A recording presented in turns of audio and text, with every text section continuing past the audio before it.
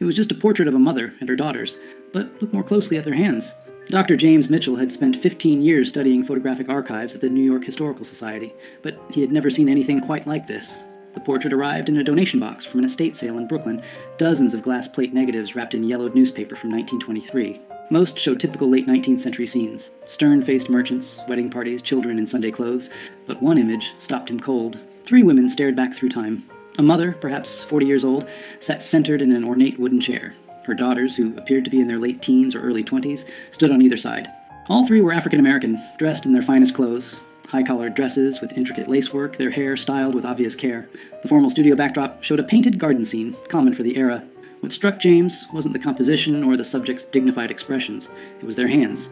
The mother's hands rested in her lap, fingers interlaced in an unusual pattern. Her right thumb crossed over her left, with her index and middle fingers extended while the others curled inward. The daughters each placed one hand on their mother's shoulders, their fingers arranged in similar, deliberate configurations.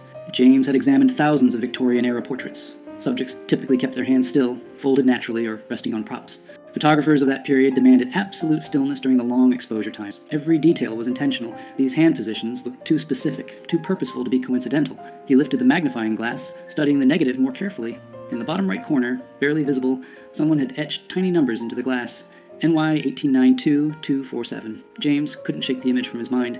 That evening, he returned to his apartment in the Upper West Side and spread his research materials across the dining table. He had photographed the glass negative with a high-resolution camera, and now the portrait filled his laptop screen in startling clarity. The detail was remarkable for 1892. He could see the texture of the fabric, the small brooch pinned to the mother's collar, even the subtle differences in the daughter's features. But it was the hands that held his attention. He zoomed in until each finger filled the frame. The positioning was unmistakable now. This wasn't random. The mother's right thumb crossed deliberately over her left, a gesture that required conscious effort to maintain during the exposure. Her extended fingers created a specific shape. The daughter's hands on her shoulders mirrored variations of the same theme, fingers bent at precise angles, thumbs positioned with clear intention. James had studied Civil War photography, Reconstruction-era documentation, and early 20th century social reform movements. He knew that activists and underground networks often used visual signals, specific poses, objects placed in photographs. Even the way people stood could convey hidden messages to those who knew how to read them. He opened his database of abolitionist and post-emancipation activist networks. The Underground Railroad had used quilts, songs, and symbols. But this was 1892. Almost 30 years after the Emancipation Proclamation, 15 years after Reconstruction ended. What networks still needed secret codes? His phone buzzed. His colleague, Dr. Sarah Chen, a specialist in African American history, responded to his earlier text. "Free tomorrow morning? What did you find?" James typed back. "Something that might rewrite what we know about post-Reconstruction activism in New York. Bring your sources on property rights and documentation struggles." Sarah arrived at the Historical Society at 9 sharp, carrying a worn leather satchel filled with research materials. James had the portrait projected on the wall of the research room, larger than life. The 3 women gazed down at them with quiet dignity. "Look at their hands," James said, pointing with a laser pointer. Every finger positioned deliberately. Sarah approached the projection, her eyes narrowing. She set down her bag and pulled out a thick folder. After Reconstruction collapsed in 1877, African American families in the North faced a different kind of battle. Not slavery, but systematic exclusion. Property rights, inheritance, even proof of identity became weapons used against them. She spread documents across the table. Legal papers, city records, newspaper clippings from the 1880s and 1890s. New York wasn't the progressive haven people imagine. Black families struggled to maintain property ownership, establish businesses, prove legal marriages. Many had fled the South with nothing but their word. No birth certificates, no marriage licenses, no documentation. James picked up a yellowed newspaper from 1891. The headline read, "Property Dispute in Harlem? Family Claims Ownership Without Documentation." "Exactly," Sarah continued. "I've been researching mutual aid societies from this period. African American communities created networks to help each other navigate these systems. They pooled resources to hire lawyers, shared information about sympathetic officials, created their own verification systems when the official ones excluded them." "Secret networks," James said quietly. "Not secret in the sense of hidden," Sarah corrected. "Secret in the sense of parallel, operating alongside official systems, using methods that white authorities either didn't notice or didn't understand." James turned back to the portrait. "What if this isn't just a family photograph? What if it's documentation?" The etched numbers in the corner, NY 1892-247, proved to be the breakthrough. After 2 days of searching through city directories and business records, James found a reference. Studio 247 belonged to a photographer named Thomas Wright, who operated from a building on 8th Avenue between 1888 and 1896. The address still existed, though the building had been converted into apartments decades ago. James stood on the sidewalk, looking up at the brick facade, imagining it as it had been.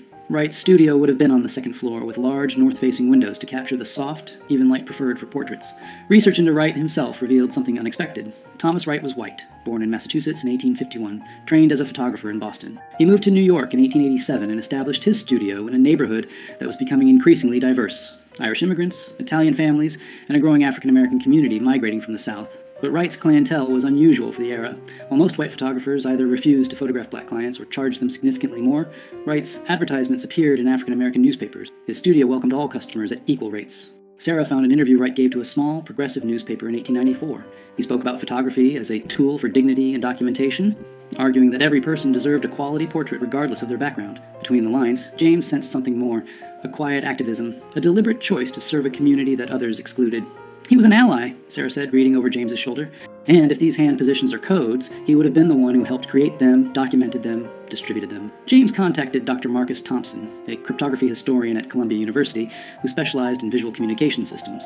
Marcus arrived at the Historical Society that afternoon, his curiosity piqued by James's cryptic phone call. Victorian-era codes often seem impossibly complex to us now, Marcus explained, examining the portrait, but they were usually quite practical for their users. The key is understanding the context, who needed to communicate, what information they needed to convey, and who they needed to hide it from. He photographed the hand positions from multiple angles, then opened his laptop and began creating digital tracings. Let's start with the assumption that each hand position represents something specific. Not letters, too complex for a photograph. More likely, categories, confirmations, statuses. Sarah pulled out her research on documentation struggles. What if it's about identity verification? These networks needed ways to confirm who people were, that they were legitimate members of the community, that they could be trusted with sensitive information. Marcus nodded slowly. Right. So the mother's hand position might indicate her role. Family head, network member, someone vouching for others. The daughter's positions could indicate their status, documented, undocumented, seeking assistance. They worked through the afternoon, comparing the portrait to other photographs James had found in the estate sale box. 3 more portraits showed similar hand positioning, always subtle, always deliberate. In one, a couple's intertwined fingers created a pattern. In another, a man's hand rested on a Bible with specific fingers extended. It's not just one code, Marcus said finally. It's a system. Multiple signals that could be combined to convey different meanings. Someone trained these families how to pose. Someone photographed them deliberately. And someone else, other network members, knew how to read these images. Sarah made the connection that broke everything open. While researching property rights cases in New York courts from the 1890s, she found a pattern. Dozens of African-American families successfully defended their property claims, obtained identity documents, or proved legal marriages, often with the same lawyer representing them. His name appeared again and again, Robert Hayes. Hayes had an office on West 34th Street. Court records showed he won an unusual number of cases for black clients during an era when such victories were rare. More significantly, he often submitted photographic evidence, portraits of families, documentation of their respectability, proof of their presence in the community. He was using Wright's photographs in court, James realized, not just as evidence of identity, but as verification of community standing. These families were photographed, their images were cataloged, and when they needed documentation, Hayes could present these portraits to judges. But there was more. In Hayes' archived case files at the New York Public Library, Sarah found letters. Correspondence between Hayes and other activists, teachers, ministers, business owners, discussing verification protocols and community documentation systems. One letter, dated March 1893, was particularly revealing. Hayes wrote to a minister in Brooklyn, "We have expanded our photographic documentation to include 73 families. Mr. Wright continues to provide his services at minimal cost. The hand positioning system allows us to encode essential information that can be verified later. Each portrait serves as both dignified representation and practical identification." James sat back, stunned. They built an entire parallel documentation system. When official channels failed these families, they created their own. And they hid it in plain sight, Sarah added. These portraits looked like ordinary family photographs. No one examining them casually would see anything unusual. But to network members who knew the code, each portrait contained vital information. With the network structure emerging, James became obsessed with identifying the 3 women in the original portrait. The estate sale had come from a brownstone in Bedford-Stuyvesant, Brooklyn, a neighborhood with deep African-American roots. The Historical Society's donor records provided the seller's name, Patricia Johnson, who had inherited the property from her grandmother. James called Patricia that evening. She was 72 years old, sharp-voiced, and initially skeptical of his interest in old family photographs. But when he described the portrait in detail, her tone changed. "My great-grandmother," she said quietly. "That's Eleanor. Eleanor Morrison. The daughters would be my grandmother, Ruth, and her sister Grace. Can you tell me about them?" James asked. Patricia was silent for a moment. "Eleanor was born enslaved in Virginia. Came north after the war with Ruth, who was just a baby. Grace was born here in New York. Eleanor worked as a seamstress. She was known for her skill with lace and fine embroidery. Supported the family that way." "Did she ever mention being part of any organizations? Community groups?" She was involved in her church, Patricia said, and she helped people. That's what my grandmother always said. Eleanor helped families with paperwork, finding housing, connecting with lawyers. She seemed to know everyone, how to navigate every system. James's pulse quickened. Patricia, I think your great-grandmother was part of something significant. A network that helped African-American families document their identities and protect their rights after Reconstruction. Patricia was quiet again. When she spoke, her voice was thick with emotion. I always knew she was special, but we lost so much history. After she died in 1919, the family scattered. My grandmother rarely talked about those early years. With Patricia's permission, James and Sarah began tracing Eleanor Morrison's connections. Church records from Bethel AME Church in Brooklyn showed Eleanor as a member from 1879 until her death. She served on the Ladies' Aid Society, which officially provided charity to needy families, but the meeting minutes revealed something more structured. The society kept careful records of families they assisted, names, ages, circumstances, needs, but certain entries included notations that made no sense in context, numbers and letter codes that seemed arbitrary. Until Sarah realized they corresponded to Thomas Wright's numbering system. They were cross-referencing, she explained to James. The Church Society identified families who needed documentation. Wright photographed them with the appropriate hand codes. Hayes used the photographs in legal proceedings. And the church records kept track of everything, hidden in plain sight within charity work documentation. James found more photographs in Wright's archive. The Historical Society had acquired his entire collection in 1923, after his death, but no one had properly cataloged it. Dozens of portraits showed the hand positioning system. Families photographed between 1890 and 1896. Each image carefully numbered, each one documenting people who had been systematically excluded from official records. They identified other network members. A teacher named Samuel Brooks, who helped families obtain school records for their children.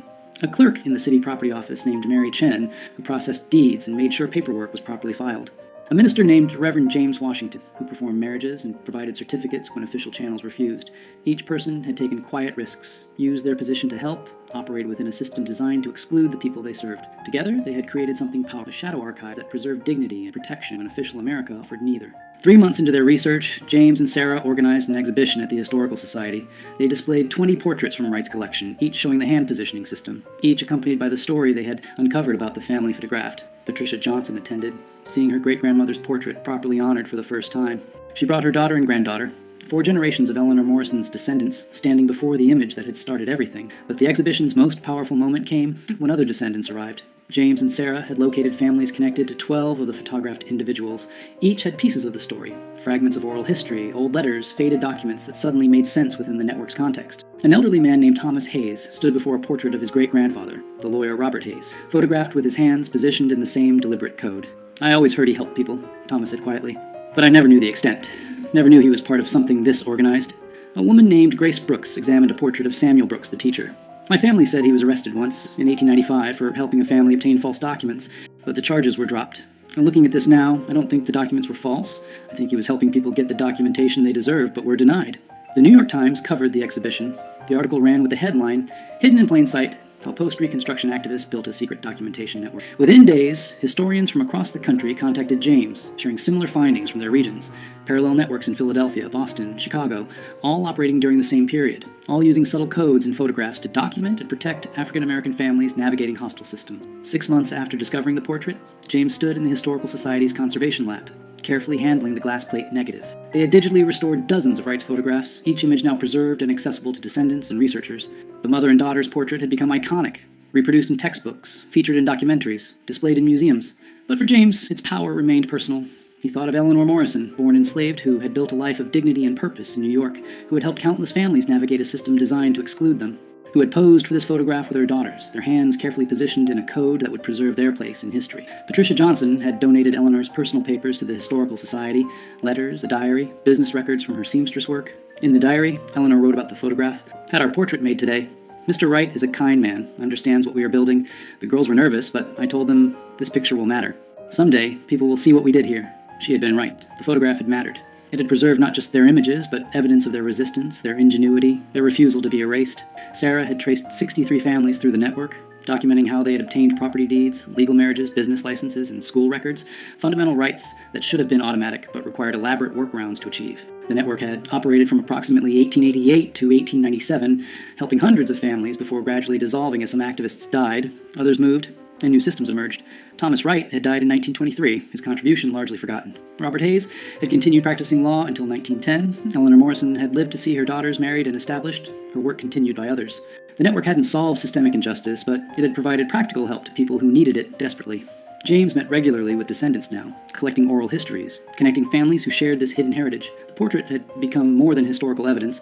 It was a bridge between generations, proof that their ancestors had been resourceful, connected, and determined to create justice when official America denied it. He thought of Eleanor's hands, positioned deliberately in that Brooklyn studio in 1892, her fingers creating a code that would outlive her, that would carry her story across more than a century. In the end, the simplest gestures could hold the most profound truths. Sometimes, you just needed to look closely enough to see them.